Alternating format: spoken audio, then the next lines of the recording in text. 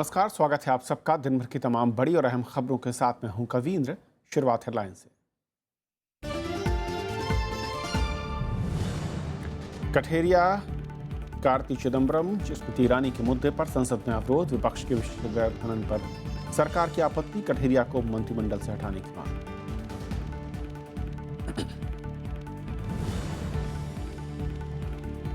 राज्यसभा में गूंजा मुरथल गैंगरेप का मामला। कुमारी शैलजा ने की न्यायिक जांच की मांग। हरियाणा सरकार का हाई कोर्ट की अवमानना का नोटिस।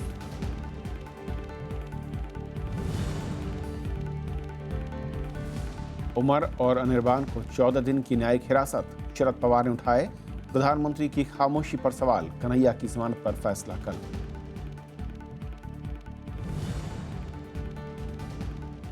भविष्य निधि पर टैक्स लगाने पर सरकार की सफाई। पीपीएफ पर नहीं लगेगा कोई कर। ईपीएफ की 60% रकम के ब्याज पर कटेगा टैक्स। मूल राशि पर छूट जारी।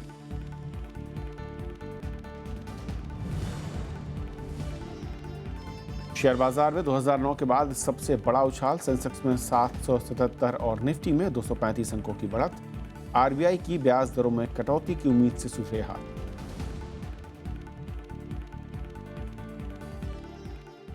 और आइए देखते हैं पहली खबर।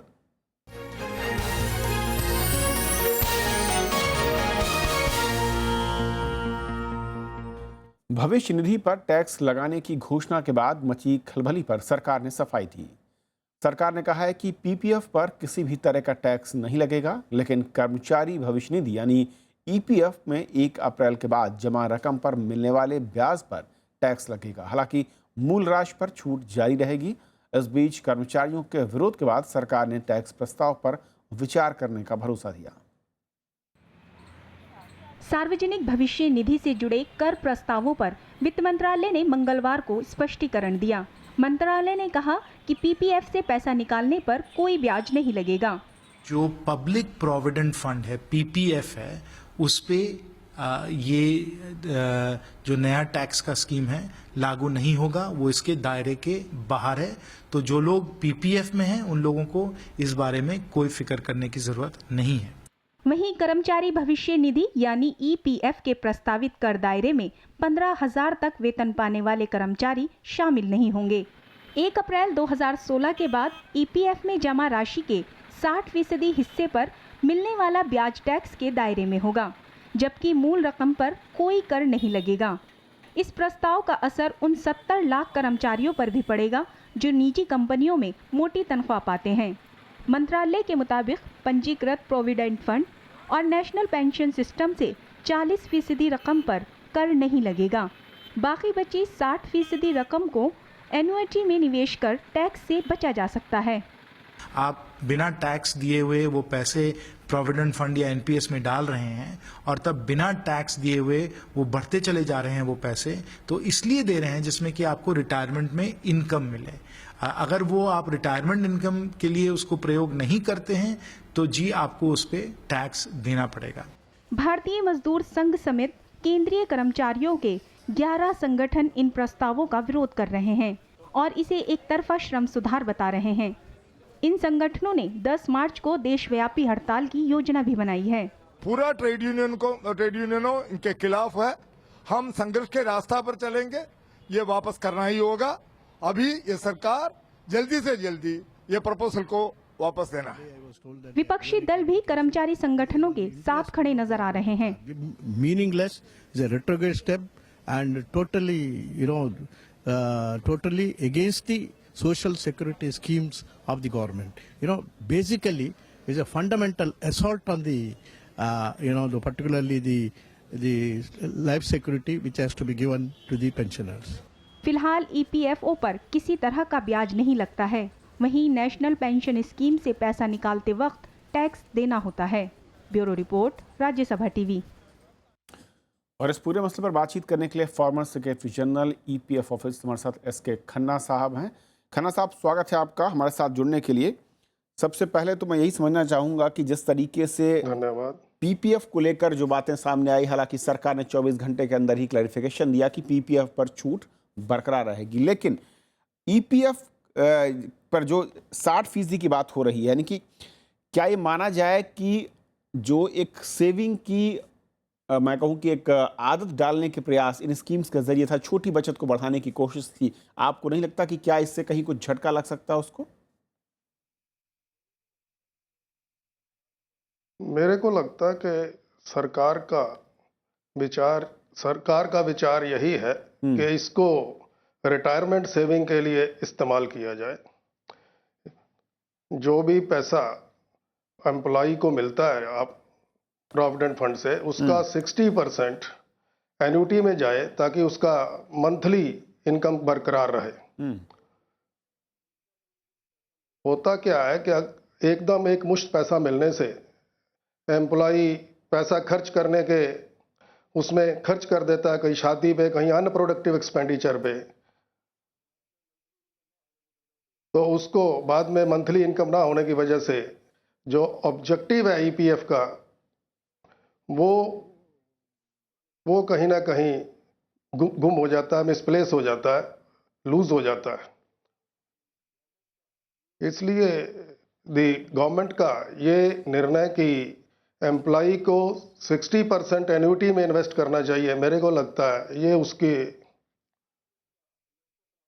उस ईपीएफ का लक्ष्य प्राप्त करने के लिए, जिसके लिए रिटायरमेंट सेविंग होती है, उसके लिए एक अच्छा कदम है। लेकिन खन्ना साहब, तमाम जो यूनियन हैं इस वक्त वो सरकार के इस फैसले के खिलाफ हैं। उसमें कई तर्क, कई दलीलें, जिनमें से एक मुख्य ये है, कई बार लोगों को ज़रूरत होती है किसी बड़ी वजह, किसी अहम वजह के चलते उस पैसे को यूज़ करने, निकालने को लेकर, लेकिन सरकार अगर उसके 60% के जो मैं कहूँ कि उसको मिल रहा है ब्याज, उस पर भी अगर टैक्स लगाने की बात कर रही है, तो फिर एक झटका उसके लिए हो सकता है। वो उसका कहना है कि ये हमारे जो सिस्टम है, जो हम कमा रहे हैं, उसके बाद जो हम बचत कर रहे हैं और जो हम भविष्य के लिए संजो कर रखते हैं, उस पर अगर ब्याज पर सरकार टैक्स लेगी तो फिर उसका फायदा क्या होगा? यानी कि हम बचत को हतोत्साहित तो नहीं कर रहे हैं? नहीं, मेरे को ऐसा नहीं लगता, क्योंकि प्रोविडेंट फंड एक्ट में पहले से ही बहुत सारे प्रावधान हैं जिसके अंतर्गत लोन विथड्रॉल जो कि नॉन रिफंडेबल है, वो एम्प्लॉय ले सकता है। जैसे कि मेडिकल के लिए, हायर एजुकेशन के लिए, अब आपने शादी के लिए, हाउस बिल्डिंग के लिए, तो इन सब ज़रूरतों के लिए पहले से ही प्रावधान स्कीम में किए गए हैं। अब 60% अगर वो एन्युटी में इन्वेस्ट करता है और जिससे कि उसको मासिक इनकम बनी रहे, मेरे को लगता है कि ये हैप्पी रिटायर्ड लाइफ के लिए एक बहुत अच्छा कदम है। और जो लोग ये कह रहे हैं कि इसकी मार एक तरीके से उन पर डबल टैक्सेशन की जो बात आ रही, जो आरोप लग रहे हैं, इसे कितना आप गंभीर या फिर आप दुरुस्त मानते हैं? डबल टैक्सेशन की बात यह है कि एम्प्लॉइज प्रोविडेंट फंड में अभी तीनों ई अवेलेबल है। तीनों ई मींस मतलब है एग्जम्प्ट। जब वो कंट्रीब्यूट करता है तब भी उसको एग्जम्पशन है, जब उस पर इंटरेस्ट अर्न करता है तब भी एग्जम्पशन है, जब विथड्रॉ करता है तब भी एग्जम्पशन है। अब भी उसको एग्जम्पशन मिलेगी अगर वो एन्युटी में इन्वेस्ट करता है, तो ये नहीं कि एग्जम्पशन उसकी खत्म कर दी गई है। ये सिर्फ एक एनकरेजमेंट है टू परचेज दी एन्युटी, जिसकी वजह से उसकी मासिक इनकम बनी रहे। और इस कदम के जरिए सरकार को हासिल क्या होगा? क्योंकि जो तमाम वर्कर यूनियंस हैं, उनका कहना है कि एक बहुत छोटा सा हिस्सा है, उससे कई लाख गुना ज़्यादा सरकार खर्च करती है या टैक्स में छूट देती है, लेकिन हम पर वो बर्डन डालना चाहती है। बर्डन डालना एक देखने का तरीका है। बर्डन तो नहीं डालना चाहती, क्योंकि अगर आप इन्वेस्ट कर दो एन्युटी में तो कोई बर्डन नहीं है।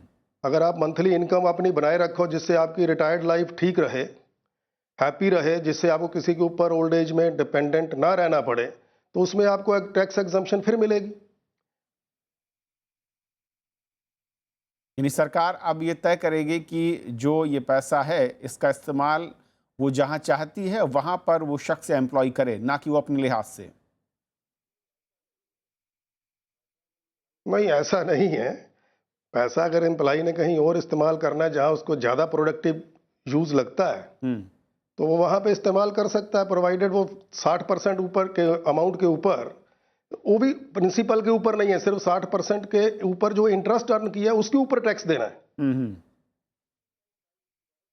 तो सरकार तो टाइम टू टाइम डायरेक्ट करती ही है। जी चलिए खन्ना साहब, इन तमाम जो आरोप थे या तमाम जो संदेह थे उनको बहुत क्लैरिटी आपने दी है। बहुत बहुत शुक्रिया हमारे साथ जुड़ने के लिए आपका। और ये थी हमारी पहली खबर।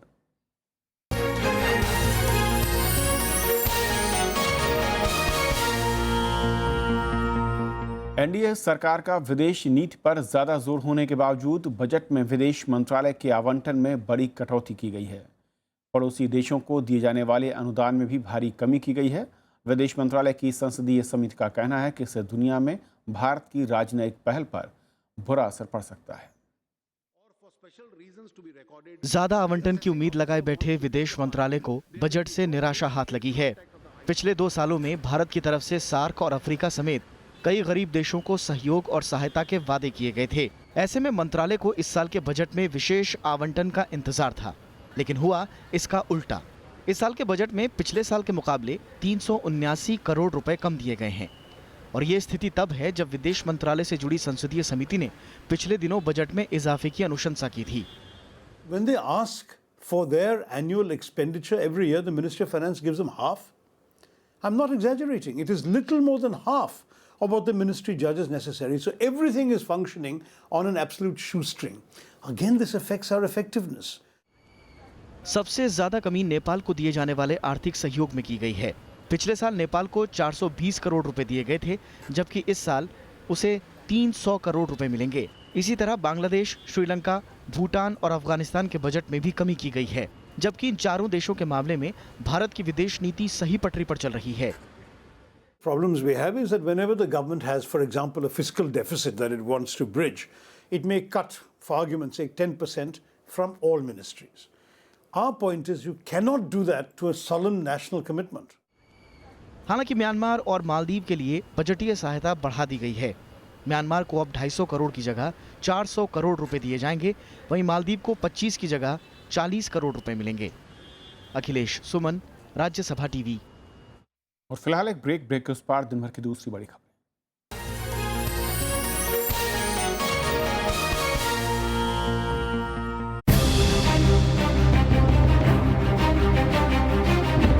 मुश्किल में मानवाधिकार, लाखों लोग हुए लाचार, कई देशों में बदतर हालात, सवालों में घिरी सरकार। देखिए विशेष संकट में हक, आज शाम 7:30 बजे।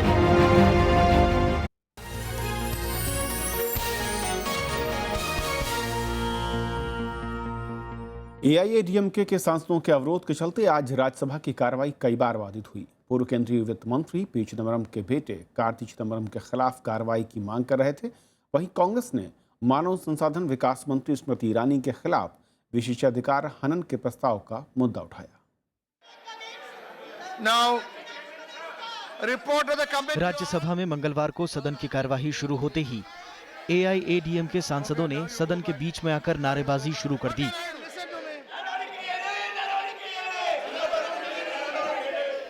इसके चलते सदन की कार्यवाही कई बार स्थगित हुई। सदन में राज्यसभा में विपक्ष के नेता गुलाम नबी आजाद ने सदन में केंद्रीय मंत्री स्मृति ईरानी के खिलाफ विशेषाधिकार हनन के प्रस्ताव का मुद्दा उठाया।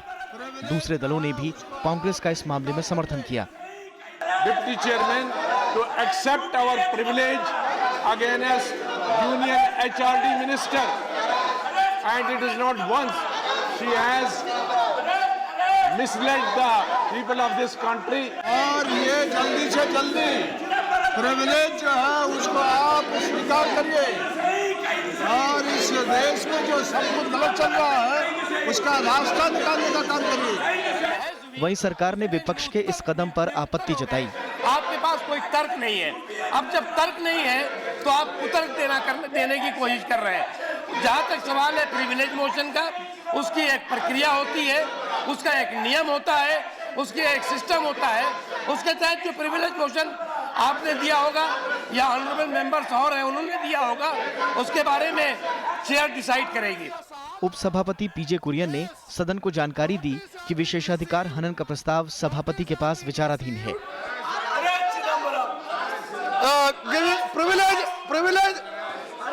Privilege motion has been received in the office. Yes, there is a procedure. There is a procedure. We have to comply with that procedure, and therefore the notice is under the consideration of the honorable chairman. सदन में एआईएडीएमके के विरोध के चलते सदन की कार्यवाही बुधवार तक के लिए स्थगित कर दी गई। कांग्रेस ने आरोप लगाया कि सत्ता पक्ष के इशारे पर अवरोध किया जा रहा है।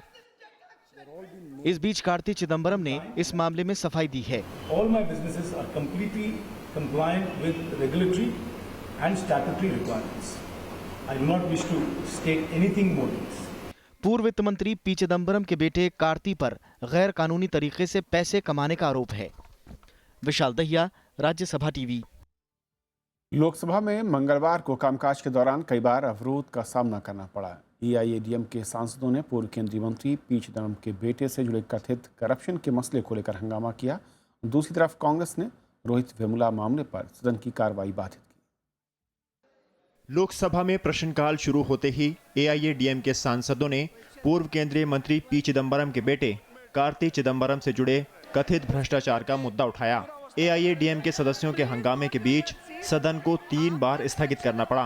We have assured them that if they move a substantive motion which is agreed by you, we will be ready to hold any discussion on the subject. And the point that they are saying that the government did not act, this matter is also, I believe, if I am not wrong, is under the supervision of the Supreme Court. इससे पहले शून्यकाल में श्रम और रोजगार मंत्री बंडारू दत्तात्रेय समेत कई सांसदों ने कांग्रेस सांसद ज्योतिरादित्य सिंधिया के खिलाफ विशेषाधिकार हनन का नोटिस दिया। Jyotiradittya Scindia, he has tarnished my image. He has tarnished my image because my request is, I have with the letter which I have returned to the HRD ministry, I have never mentioned Rohit name. इधर कांग्रेस ने भी मानव संसाधन विकास मंत्री स्मृति ईरानी के खिलाफ विशेषाधिकार हनन के नोटिस का मुद्दा उठाया। कांग्रेस ने मानव संसाधन विकास राज्य मंत्री रामशंकर कठेरिया के आगरा में दिए गए एक विवादित बयान पर भी विरोध जताया। स्पीकर के आश्वासन के बावजूद सदन में शोर शराबा जारी रहा। आखिरकार 2 बजे के बाद सदन को पूरे दिन के लिए स्थगित कर दिया गया। प्रणव गोस्वामी, राज्यसभा टीवी।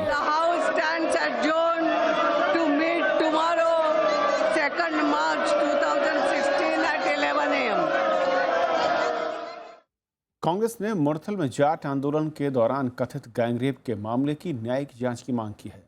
राज्यसभा में सांसद कुमारी शैलजा ने शून्यकाल के दौरान ये मुद्दा उठाया। उधर पंजाब और हरियाणा हाई कोर्ट ने इस मामले पर हरियाणा सरकार को अवमानना का नोटिस भेजा है।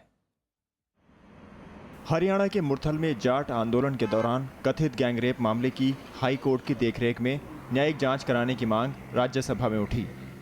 असलियत सामने नहीं आ रही है। सर, हम डिमांड करते हैं कि हरियाणा में हाई कोर्ट खुद इसकी इंक्वायरी करे। हम इसकी डिमांड करते हैं कि जुडिशियल इंक्वायरी होना चाहिए, तभी असलियत सामने आएगी। इस बीच हरियाणा सरकार की ओर से बनाई गई समिति हिंसा पीड़ित जिलों का दौरा करेगी। उनको समय दिया गया है और उस समय के अंदर उनको आना चाहिए, ज्वाइन करना चाहिए। नहीं, अगर वो पाए जाएंगे तो यकीनी तौर पर किसी के साथ भी लिहाज नहीं किया जाएगा और सख्त से सख्त कार्रवाई की जाएगी। इस मामले में पंजाब और हरियाणा हाई कोर्ट ने राज्य सरकार को अवमानना का नोटिस भेजा है। कोर्ट ने पूछा है कि प्रदेश ने इसके पहले हुए जाट आंदोलन की हिंसा से कोई सबक क्यों नहीं लिया।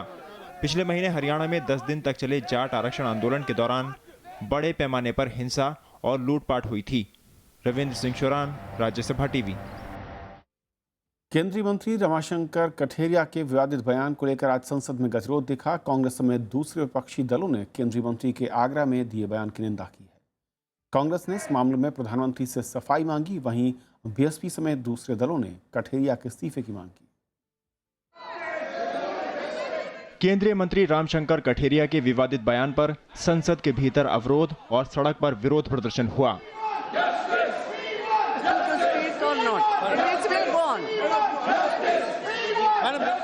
कांग्रेस ने इस मामले में प्रधानमंत्री से संसद में बयान देने की मांग की। बीएसपी अध्यक्ष मायावती ने रामशंकर कठेरिया को मंत्रिमंडल से हटाने की मांग की है।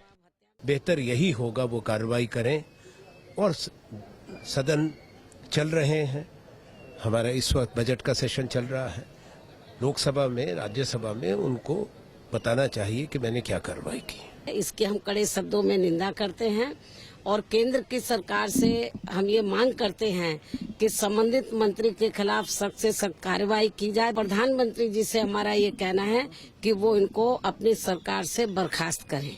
दूसरे दलों ने भी केंद्रीय मंत्री रामशंकर कठेरिया के बयान की निंदा की है। उनके खिलाफ कार्रवाई होनी चाहिए, इस तरह के मंत्री को मंत्रिमंडल में नहीं रखना चाहिए। आगरा में मुकदमा भी कायम हुआ है लोगों के खिलाफ। तो रोज ये बयान करते हैं, रोज और कोई ना कोई रास्ते से, यानी एक तरह से देश सुकून में है, वो चैन में न रहे। केंद्रीय मंत्री वेंकैया नायडू ने कहा है कि सभी को संविधान और कानून का पालन करना चाहिए। Everybody follow the constitution, follow the rules. इसमें बहस करने का विषय है ही नहीं, मुझे मालूम भी नहीं उन्होंने क्या कहा, क्या किसने क्या लिखा वगैरह। वहीं रामशंकर कठेरिया ने भड़काऊ भाषण और किसी समुदाय का नाम लेने से इनकार किया है। बयान की बात है जो इंडियन एक्सप्रेस में छपा है, पूरी तरह असत्य है, और राम गोपाल जी ने बिना सीडी देखे और ऐसा बयान दिया है तो ये बहुत और चिंता की बात है। कठारिया पर कुछ दिन पहले आगरा में एक वीएचपी कार्यकर्ता की शोक सभा के दौरान आपत्तिजनक बयान देने का आरोप लगा है। विपिन चौहान, राज्यसभा टीवी। देशद्रोह के आरोप में गिरफ्तार जेएनयू के छात्र उमर खालिद और अनिर्बान भट्टाचार्य को आज 14 दिन की न्यायिक हिरासत में भेज दिया गया। इस मामले में सबसे पहले गिरफ्तार जेएनयू छात्र संघ के अध्यक्ष कन्हैया कुमार की जमानत अर्जी पर बुधवार को फैसला होगा। कन्हैया की अर्जी पर मंगलवार को सुनवाई के दौरान हाईकोर्ट ने दिल्ली पुलिस से कुछ मुश्किल सवाल पूछे। जेएनयू के छात्र उमर खालिद और अनिर्बान भट्टाचार्य की पुलिस हिरासत मंगलवार को खत्म हो गई। दोनों आरोपियों को मजिस्ट्रेट ने 14 दिन की न्यायिक हिरासत में भेज दिया है। वहीं जेएनयू छात्र संघ के अध्यक्ष कन्हैया कुमार की जमानत पर बुधवार को फैसला आना है। सोमवार को दिल्ली हाईकोर्ट में कन्हैया की जमानत अर्जी पर फैसला सुरक्षित रख लिया था। सुनवाई के दौरान हाईकोर्ट ने दिल्ली पुलिस से कन्हैया के खिलाफ सबूत मांगे और ये साबित करने को कहा कि नारे लगाने वालों में कन्हैया भी शामिल था। कोर्ट ने ये भी जानना चाहा कि 9 फरवरी को ही एफआईआर दर्ज क्यों नहीं की गई। आई विटनेसेस हैं जिन्होंने कहा कि कन्हैया ने भी अलगाववादी ये इस टाइप के नारे लगाए हैं उमर खालिद और उसके बाकी साथियों के साथ, और डेमोन्स्ट्रेशन किया, और बल्कि जो कल्चरल प्रोग्राम था वो जब कैंसिल हुआ तो कन्हैया ने ही ऑब्जेक्शन किया। जेएनयू विवाद पर एनसीपी अध्यक्ष शरद पवार ने केंद्र सरकार को आड़े हाथों लिया। उन्होंने आरोप लगाया कि पूरे देश में भय का माहौल बनाया जा रहा है और छात्रों को बेवजह प्रताड़ित किया जा रहा है। जहां इनोसेंट लोगों के ऊपर हमले होते हैं, कानून का एक गैर इस्तेमाल हो जाता है, ऐसे कोई भी स्थिति हो वहाँ प्रधानमंत्री कभी बोलते नहीं। इनकी मन की बात में इसमें उन्हें ऐसी इम्पोर्टेंट इश्यूज को जगह नहीं है। जेएनयू में 9 फरवरी को एक कार्यक्रम में देश विरोधी नारे लगने का आरोप है। पुलिस ने कन्हैया समेत 6 छात्रों पर देशद्रोह का मुकदमा दर्ज किया है। विपिन चौहान, राज्यसभा टीवी। राष्ट्रपति प्रणब मुखर्जी ने कहा है कि सरकार ज़्यादा से ज़्यादा कल्याणकारी योजनाओं को ई पेमेंट के दायरे में लाएगी। उन्होंने कहा कि सब्सिडी का पैसा सीधे लोगों के खाते में पहुंचाने से पारदर्शिता बढ़ती है। राष्ट्रपति ने आज दिल्ली में भारतीय सिविल लेखा सेवा के 40वें वार्षिक समारोह का उद्घाटन किया। कार्यक्रम में वित्त मंत्री अरुण जेटली भी मौजूद थे। वित्त मंत्री ने कहा कि वैश्विक मंदी के बावजूद भारतीय अर्थव्यवस्था स्थिर है और विकास दर को मौजूदा स्तर पर बनाए रखने की कोशिश की जा रही है। The task is now to sustain them in even a more difficult global environment. This will require sound economic management. Fiscal policy will continue to be vital in an uncertain global environment while sustaining growth. मंगलवार को भारतीय share बाजारों में तेजी देखने को मिली। Sensex 777 अंक के उछाल के साथ 23,779 अंक बंद हुआ। 18 मई 2009 के बाद ये एक दिन में सबसे ज़्यादा उछाल है और उस दिन सेंसेक्स में करीब 2111 अंकों की बढ़त दर्ज की गई थी। शेयर बाजार पर एशियाई बाजारों में तेज़ी के अलावा रिजर्व बैंक ऑफ की ओर से ब्याज दरों में कटौती की संभावनाओं का असर साफ नजर आया।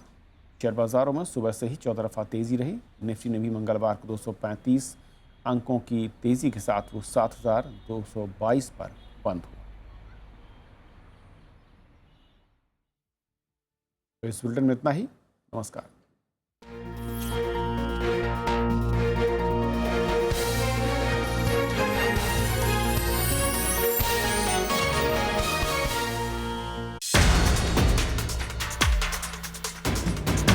जेएनयू मामला, उमर और अनिर्बान को न्यायिक हिरासत, संसद में विशेषाधिकार हनन का प्रस्ताव, कन्हैया की जमानत पर फैसला कल। देखिए पहली खबर, जेएनयू विवाद, आज रात 8 बजे।